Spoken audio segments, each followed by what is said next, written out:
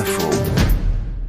Ça nous arrive tous les jours, Emma Strack, on parle de votre vie quotidienne et ça nous arrive tous les jours de publier des photos de nos enfants sur les réseaux. On prend une bonne résolution ce matin en limitant la pratique. Et je plaide coupable car comme plus d'un parent sur deux, j'ai déjà partagé des contenus sur mes enfants en ligne.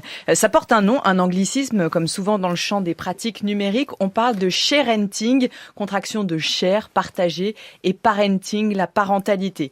Pour vous faire une idée autrement, il y a ce chiffre relayé par l'association e-enfance. En moyenne, 1300 photos d'un enfant sont publiées avant ses 13 ans.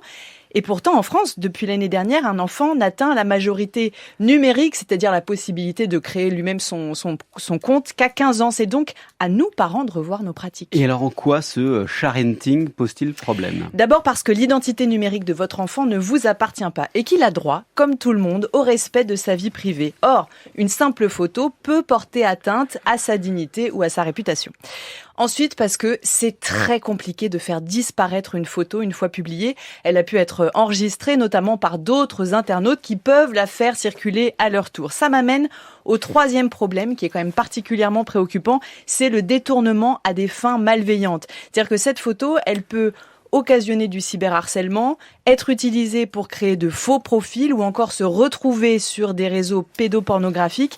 Elle peut aussi donner des indications sur les lieux que fréquente votre enfant, ses horaires, et ça aussi, ça peut le mettre en danger. Tout ça, évidemment, c'est glaçant. On n'y pense pas en publiant une photo. Alors, comment est-ce qu'on réajuste nos pratiques ? Eh bien déjà, avant de publier quoi que ce soit, on en parle avec l'enfant, évidemment s'il est en âge de comprendre. On demande aussi l'accord de l'autre parent. Alors ça peut paraître procédurier, mais il se trouve que c'est la loi. Ensuite, on évite de poster une photo qui relève de l'intimité. Je pense par exemple au petit qui prend son bain ou à la fillette sur la plage en maillot de bain. Et de manière générale, on masque le visage de l'enfant. C'est facile, vous utilisez un emoji et puis vous l'insérez sur la photo. Voilà. Ouais, je suis pas sûr de savoir faire, mais... Vous demandez à votre enfant, lui, il saura. Oui, c'est ça. Donc, on n'indique ni son nom, ni son prénom, rien de distinctif.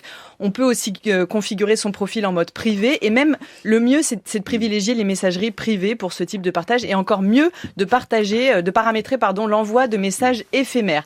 Un dernier petit conseil, vous avez le 3018, qui est un numéro unique et anonyme, que vous pouvez appeler, qui est destiné aux jeunes, mais qui s'adresse aussi aux proches et aux familles. Arrête ton cher. Oui, tout à fait. Merci beaucoup. Merci Emma.